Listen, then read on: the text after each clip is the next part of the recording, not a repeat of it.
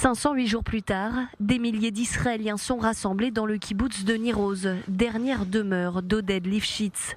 Sa famille, ses amis, ses proches, des représentants du gouvernement ainsi que des anciens otages ont fait le déplacement. Tous pour rendre hommage à cet Israélien de 85 ans, kidnappé vivant le 7 octobre et tué en captivité.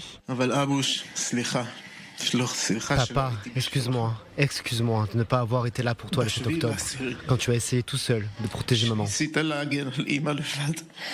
À l'extérieur du kibboutz, des Israéliens anonymes sont venus rendre eux aussi hommage à cet homme de 85 ans qu'ils ne connaissaient même pas.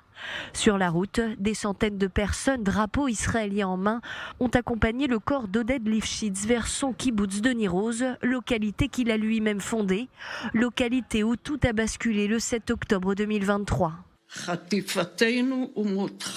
Notre enlèvement et ta mort me bouleversent. Nous avons lutté toutes ces années pour la justice sociale, pour la paix.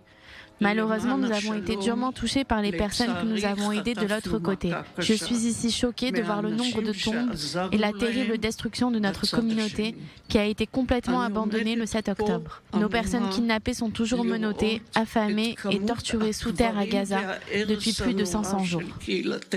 Le président de l'État prend la parole et dans ce lieu devenu tristement le symbole des massacres du 7 octobre, Yitzhak Herzog présente ses excuses.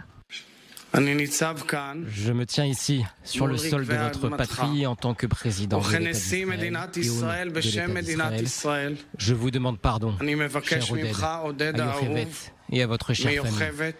Pardon que l'État d'Israël ne vous ait pas protégé, vous, votre famille et votre équipe. Pardon que face à une cruauté aussi inhumaine, vous ayez été laissés seuls.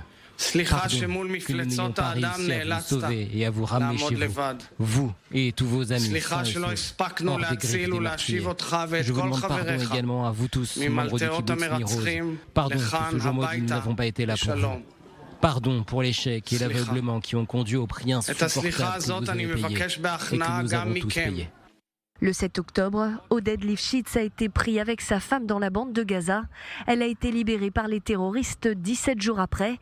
Oded, lui, aura passé 503 jours dans le territoire palestinien avant que son corps ne soit finalement rendu par les terroristes. Son dernier signe de vie remonte à 54 jours après son enlèvement. Selon les médecins légistes, il a été assassiné en captivité il y a plus d'1 an. Toute sa vie, Oded Lifshitz aura milité pour la paix entre Israéliens et Palestiniens.